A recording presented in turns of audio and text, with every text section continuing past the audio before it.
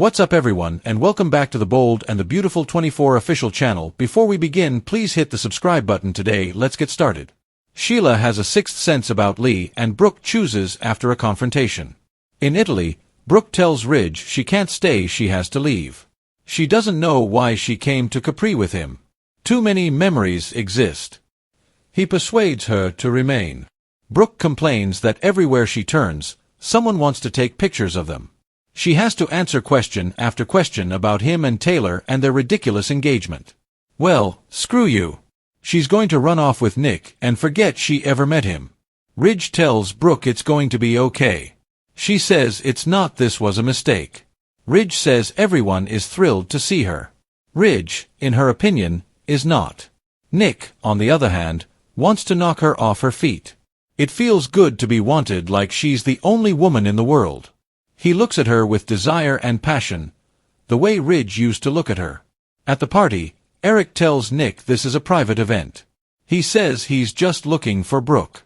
Eric questions what it is, exactly, that he wants. He's on to him and his designs on Brooke. Nick confronts him for having Ridge and Taylor living in his house when he knows he's come there to get Brooke and Ridge back together again.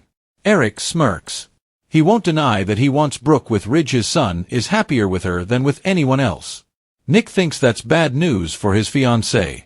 He complains about Eric continually putting Brooke in situations with his son and dysfunctional family. Nick is advised by Eric to avoid Brooke. Nick discovers Brooke and Ridge arguing by the water once he is alone. Brooke tells Ridge she's in one of the beautiful places in the world with the man she loves, but she shouldn't be feeling this way. She is, because they're not together. Nick appears and complains about Ridge making Brooke miserable. Ridge claims that he is not a part of this. Nick argues that he is intervening because it does. Ridge tells him he can go. Nick asks what Brooke wants. This is her chance to jump off the merry-go-round with his man once and for all. He invites them to join him by reaching out his hand. Brooke takes Nick's hand and walks away with him. Ridge watches as they leave. Will Elektra take on a new role? At Forrester, in the design office, Elektra and Will wish they could have gone to Italy. Will tells his girlfriend that she should be there representing the company as they look at the pictures that everyone is posting. She'd be the hottest model ever. She reminds him she designs jewelry. They exchange kisses and discuss how they will never again have to worry about Luna. Will crew Elektra B&B. Will and Elektra discuss, sitting down, how insane and dangerous Luna was. He shouldn't have been surprised that she could pull a gun on him. They recap that he could have ended up shot too. Will says he's okay, and he never would have let Luna hurt her. Elektra repeats that Luna is gone forever. They agree she brought this all upon herself. It's hard to believe she was related to someone like Finn. Will says that the most important thing is that nobody is hurt and that she is gone. They are permitted to be happy about that. Will Sheila let it go? Sheila tells Lee at Il Giardino that she wants to say goodbye to her granddaughter. She loved her. She misses her. Where can I go to do that? Lee tries to give her the brush off and just wants her takeout. Sheila wants to know, where is she?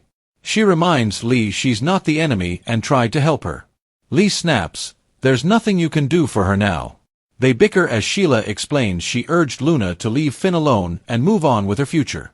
She's grieving the woman she could have been. Lee snaps that she's not doing this with her and leaves her appetite, storming out. Deacon appears and inquires about Sheila's findings regarding Luna. She muses, no. Deacon asks Sheila if she set Lee off. She explains that she would not respond to her inquiries. That won't go away for her. Deacon asks what happened. Sheila claims that she would not respond. They discuss the incident. Sheila protests that Luna just lost control. Sheila says she and Lee are both grieving. All she asked was to visit her granddaughter to pay her final respects to her. Lee just became agitated with her. Deacon wonders if she feels the same way about it as she does about Finn and Sheila. Sheila says no. She can't put her finger on it, but something is very off with Lee. Deacon points out it's a weird situation for everyone given Luna was a violent criminal. Maybe a part of her is relieved. Sheila's not at all and wonders why Lee is keeping her in the dark when she just wants to say goodbye to her. They had a connection, and she cared about her. She feels like she knows what drove Luna to do these things. Deacon warns that's not something you bond over. Sheila insists she had a good side too. When she saw it, she thought of her son. Luna was funny, smart, and ambitious. She flashes to hugging Luna and the two of them sharing laughs. Sheila laments that she's gone and nothing anyone can do will change that. Will Luna pull through? At Lee's place, Luna lies unconscious, hooked up to tubes and monitors. Lee arrives and finds there's no change with her granddaughter. She coaxes, "Come on, Luna." She resembles the young girl she recalls. The little girl with so much potential. What happened to her? How can you look so peaceful after causing so much pain? She coos, "Open your eyes, Luna." Lee urges Luna to hold on and fight. She laments that she never really had a chance in life being raised by her horrible sister. Stability and chaos is all she's ever known until now. She's sorry she wasn't more involved in her life, but now she's there with her. "I will not let you perish." Sheila suspects Lee's secret. Brooke leaves Ridge. The Bold and the Beautiful reveals that Sheila Sharp suspected Lee Finnegan's secret while Brooke Logan said screw you and left Ridge Forrester. At Il Giardino, Sheila kept pushing for a chance to pay her final respects to Luna Nozawa and wondered where she could go to do that. Sheila eventually left without her takeout because she had lost appetite after Lee insisted there was nothing Sheila could do for Luna at this time. Sheila opened up to Deacon Sharp about Lee acting all agitated over her questions. Although Sheila couldn't nail down what was going on with Lee, she definitely felt like something was off. Lee eventually made her way back to Luna's bedside and found that there was no change in her condition. After Lee reflected on when Luna was a little girl, she talked about Luna never having a real chance with Papi Nozawa for a mother. Lee insisted she was there for Luna now and pushed her to open her eyes. Will Spencer at Forrester Creations suggested that Electra Forrester should represent the company in Italy because she would be the hottest model ever.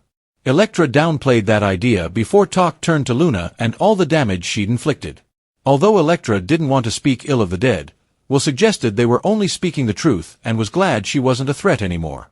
In Capri, Brooke was sick of posing for photos with Ridge and having to answer questions about his engagement to Taylor Hayes. After Brooke shouted a screw you at Ridge, she decided she'd go with Nick Marone since he looked at her with passion and desire. Brooke appreciated Nick's treatment of her as if he only desired one woman, as opposed to Ridge's back and forth with Taylor. After Nick faced Eric Forrester's latest warning to stay away from Brooke, he tracked her down anyway and fumed over Ridge, making her miserable.